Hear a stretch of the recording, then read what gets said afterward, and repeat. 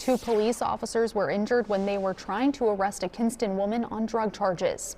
Kinston police say it happened on Southeast Street late Monday morning after a traffic stop. During the stop, officers say they spotted indications of drug violations. Inside the car, they found both heroin and cocaine. Police say as they were trying to take the passenger, Genesis Jones, into custody, she resisted and 2 officers were injured.